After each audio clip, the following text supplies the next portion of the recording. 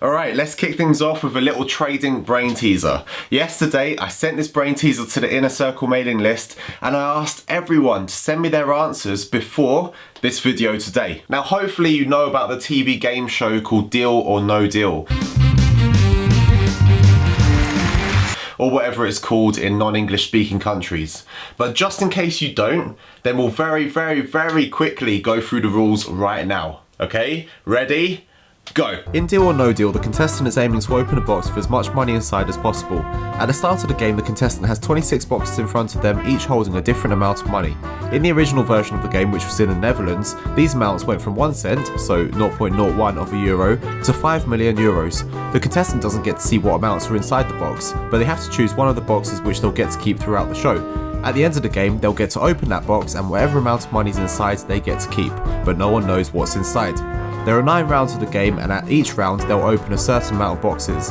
The first round is 6 boxes, the next is 5, then 4, 3, 2, 1, 1, 1 and 1. Every time a box is opened, it reveals an amount of money that they do not own, therefore limiting the choices of the potential amount that they do own. At the end of each round, someone will phone them. This person's called the banker. In the English version, they'll talk to Noel Edmonds, who will likely be wearing a shockingly bad shirt like this, and a haircut from the 70s. They'll have a jolly conversation on the phone, a few funny one-liners will be said out loud, hilarity ensues. The banker will then offer the contestants an amount of money to walk away from the game and not open any other boxes. The contestant can either say deal and take the money from the banker, or no deal and carry on playing. £8,100, deal or no deal? Good. No deal. The bank offer will depend on which boxes are still unopened. If boxes with larger amounts have been opened, the average expected amount will drop, and so will the bank offer. If the low value boxes are opened, the average expected amount will increase, and the bank offer should increase too. In the early rounds, the banker will usually offer about 10% of the average value of the remaining boxes, and gradually increase this percentage as the rounds go by. If the contestant doesn't accept any offers, they'll be left with one box, which is the amount they'll go home with. Got it? Okay, great. Now, here's the brain teaser. You're in round 5 and there's 6 boxes left. There's 10 cents, 1 euro, 10 euros, 20 euros, 10,000 euros and 500,000 euros. That gives an average value of those unopened boxes of 85,000 euros. The banker picks up the phone and offers you a deal of 52,000 euros. That's 61% of the overall average of the unopened boxes. You get asked the question, deal or no deal? And you say, no deal, on to round 6. Now you're lucky enough that with the next box that you open, you manage to wipe out the box holding 1 euro. That raises your overall average value of the unopened boxes to 102,000 euros. This time you get a call from the banker and they're offering you 75,000 euros. 75,000.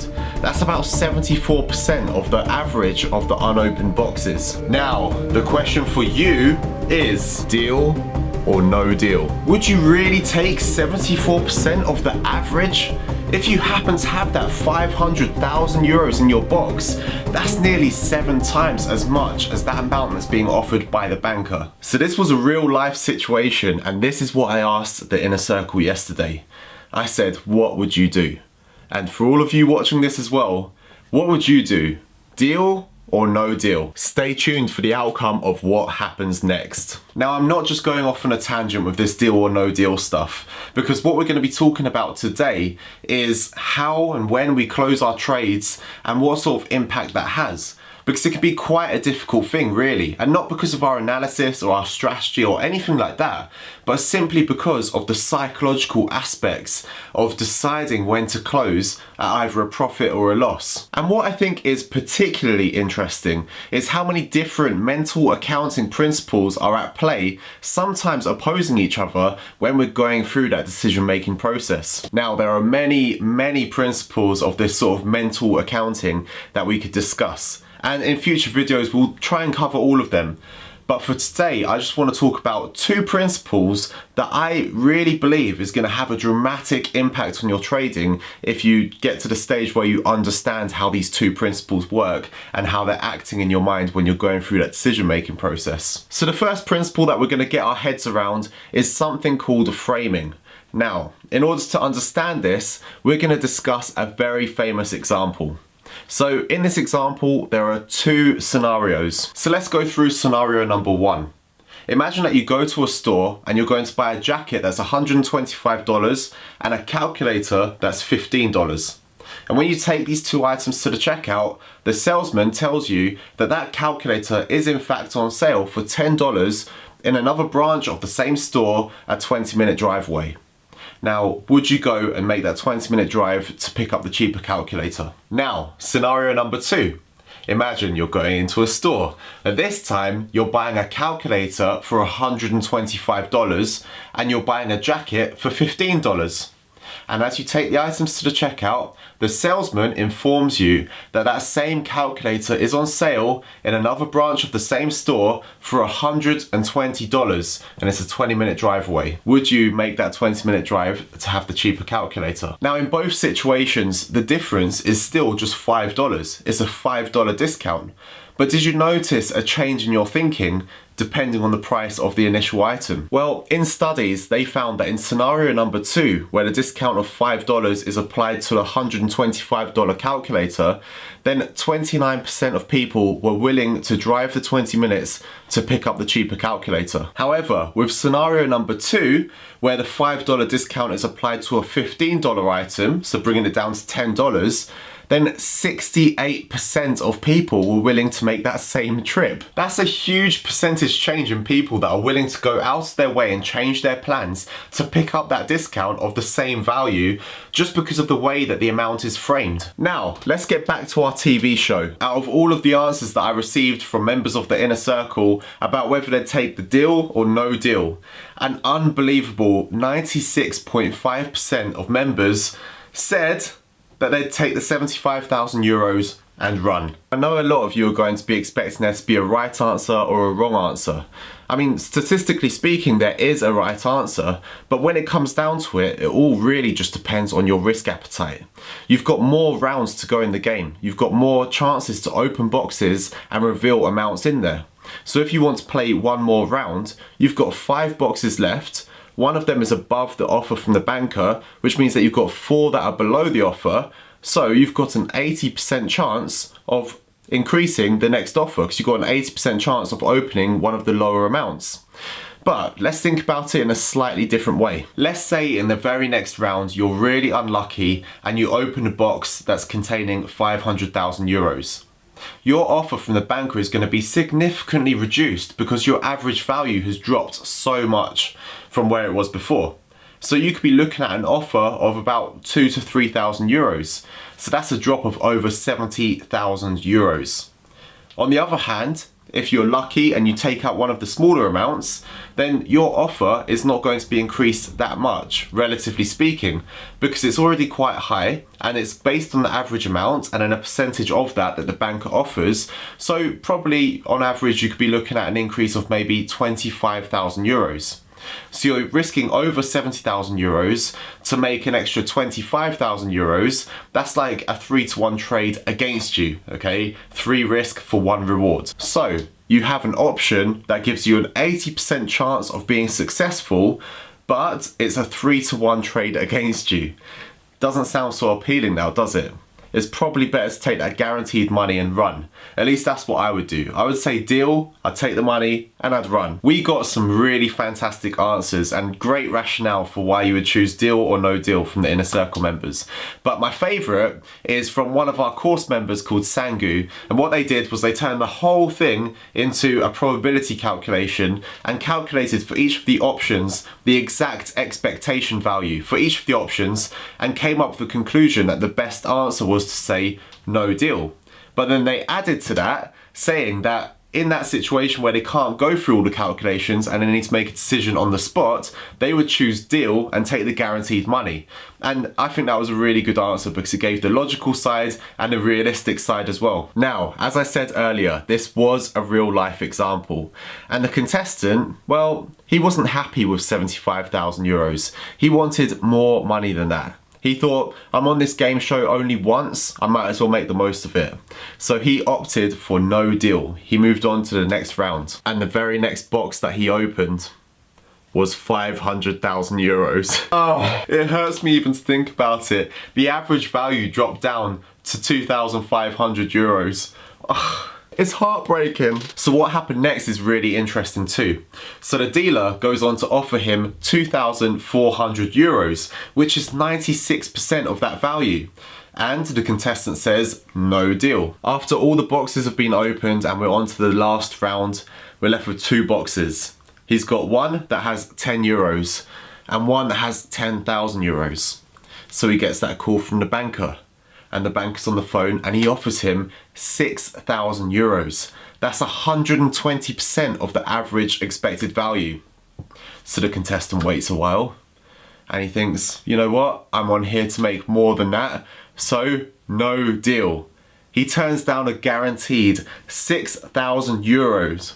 Guaranteed to have a 50-50 shot at getting 10,000 euros. No deal. What you see here is a clear indication of risk-seeking behaviour to recover a loss. And that's something we'll discuss in another video. So what was the outcome? Well, he opened his box and it had 10 euros in it. I want to cry for him. I want to cry for that man. Now, I don't know about you, but that was painful for me to even think about. Yet people are doing this all the time with their trading. It's clear that after the point where he lost out on that big amount of money, then his judgment was affected by framing, because he was still thinking in terms of the big amount of money and he hadn't adjusted back down for the smaller amount of money that he had on the line at that point in time. Like in a normal situation, you think that if someone said to him, okay, I'll give you a 50-50 chance you could have either 10 euros or 10,000 euros, 50-50, or right now I'm just going to give you 6,000 euros to walk away. Of course, you'd take the money and run, wouldn't you? But it's so common for traders to make the same error in judgment. You know, it happens mainly in one of 2 ways. So let's say, for example, a trader has a really big position size open, and maybe they lose that trade or they lose a few trades, and then a trade comes along where it requires a smaller position size, either because their capital has been reduced greatly or because the opportunity is just not so secure. But instead of reducing their position size down, they're still thinking in terms of the big money and therefore keep a big position size. And as a result of that, they're overexposed, their risk is too high, and the likelihood is that they're going to lose. Or on the other hand, you might see situations where, for example, a trader typically makes £500 profit on each of their trades, and they happen to find themselves on one occasion in a trade that's £5,000 in profit. Then all of a sudden the market starts turning, and maybe they lose £500 off that profit they had. So the profit's down to £4,500, but they've lost £500 of it. But because of that £5,000 that they were at before, even though that £500 is their normal profit amount from a trade, it suddenly becomes, oh well, it's only £500, and they don't care about it. It's not important anymore. This is obviously a problem of framing, but there's also a second principle at play here, which is the second point that I wanted to talk about in this video. Let's go back to Deal or No Deal. We'll look at another real life example. This time it's a woman and her name is Suzanne. Now, Suzanne has been incredibly lucky as she's down to the final stage with 2 boxes. One of them is 100,000 euros and the other one is 150,000 euros. The banker gives her a call and offers her exactly 100% of the average expected value, which is smack bang in the middle, 125,000 euros, guaranteed. What would you do in this situation? Well, the chances are that your thinking has changed a little bit now.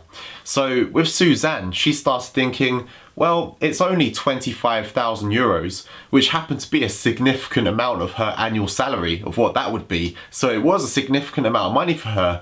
But in this situation, it became only 25,000 euros, and she decided no deal and went for the equivalent of a coin flip because it's 50-50. Now, Suzanne was very, very lucky because the box that she opened that was hers held 150,000 euros. So she walked away with the bigger pot out of the 2.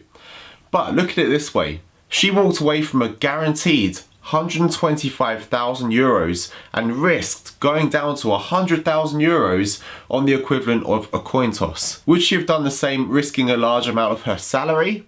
No, of course you wouldn't. Now, of course, forgetting the fact that there's framing at play here, there's another principle at play which is called the house money effect. The house money effect is the tendency for traders to take much bigger risks when they're playing with profit. Does that sound familiar to you? Traders often make the mistake of banking too early. As soon as the trade goes into profit, they start getting itchy fingers and they want to close the trade and take that money because it seems real at that moment in time, and they want to secure it and at least get something for the trade, which is also something called present bias, which we'll come on to again in another video. However, in situations when the trade goes heavily in the trader's favor, then they're much more willing to take the risks to chase that last few percentage points of that trade.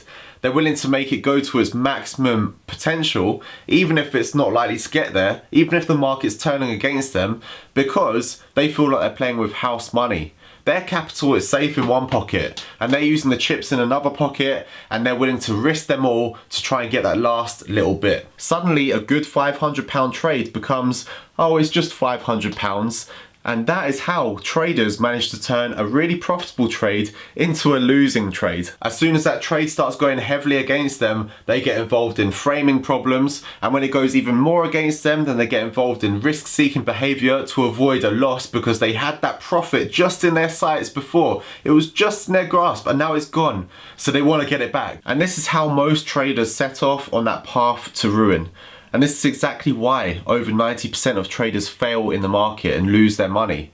It's because of things like this. We all have these tendencies inside of us as humans to behave irrationally when we're under pressure, when certain things are happening. Let's face it, we all know how to screw things up for ourselves. So guys, that's just a couple of behavioral economics concepts, just to get you thinking about how and why you close your trades when you do, and how you're approaching your trading and how your mindset's operating. Because I'm hoping the more you are aware of this stuff, the more you consciously think about it, the more you can go against it in a positive way and make sure your trades are being dealt with in the way that they should be dealt with. There's a video coming next week which is sort of like part 2 of this video, where we're going to take these concepts that we've just discussed and learn how to apply them in the charts, practically in the markets, how we use our levels and stop losses and things like that to make these concepts work for us.